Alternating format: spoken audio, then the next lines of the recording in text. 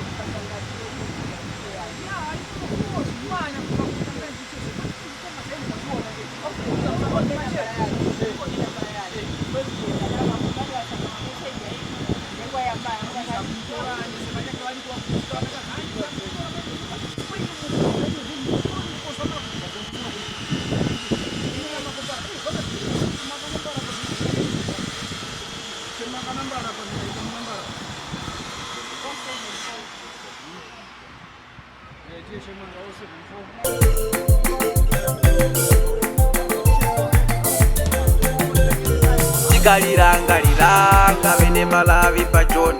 kwiza kwa Zuluboy kwa tipembuza vinani. Pembe kukanana kutimbana vamaliratu pachoni kwizira mwa Zuluboy watisambiza vinani kumakomete ya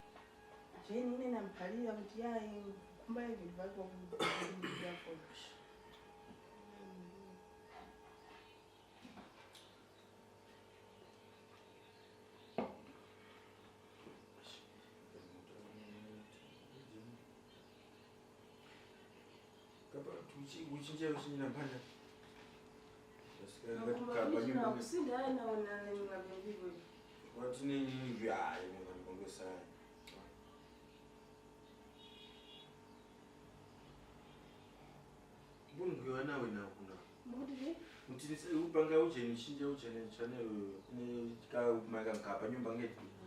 so junga ngumanya makora ngeti ndugulira mwana kazi mudemo kapa nyumba style kala ngeti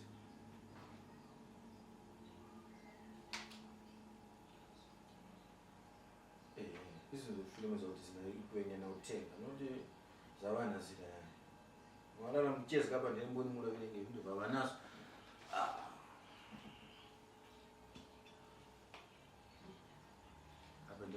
wanga kumba ngeli vantu wafumipo ngeli to wateso toka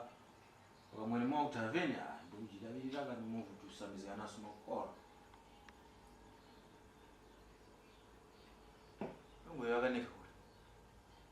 no wisi muwana ini hapa mzungwano kundendera message hapo sondiye mkuba kumzola chale so mzungwano kuti vati nute mwauno vati ngakumane nayo vati so kulika shikumanyisika tumairo kwali hapa ndio kundendera kuti I need you now please come so what hapa nute vati so nda mabunu ngana ujenengeti ya no ningisha upanga kapa yo so tunarudi hapo utikani chito kakuno chilipo kwa chito na ina so so jimbweni tikani ya ndo ngama kola ngomwe kutani but nchito ndio kumbika pale pachoni kawaga tena au nimekuwa ngeti. Okay, we say odi nikozeke ne mwenye mtu ngasangani naye mzungu hapa ndio wakuniphala kutati wakundilindilira ndesona hapa kuli vindu wali kuli function so wakumbalinga movie leko bakira vindu. Alright, So tisangane ngeke kumbika kanyengo ngamphala nyimbo nyengo ndio kumbika ngoba paka na 7 o'clock hapa ndina kumphale. Okay, odi mphale kwa mzungu akumphale kuti mwamsamiza nyengo timwelenge maliviro nayo kumanya kwa mwamsamiza nyengo yoti mboyi paka na 5 o'clock mboyi nyengo kumakokora inera kuti awo kumanga awana wachitesha kumphale na wachita unyumba mbangwela kumaliviro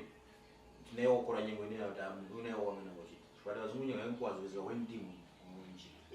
hapa ndina Mundu wavinje unachitemwa Zulu boy Ishe wakumanya kusambiza na kuseka na vantu Iyo Zulu boy tikumumanya Zulu boy Nyamata wa Magomede Bajoni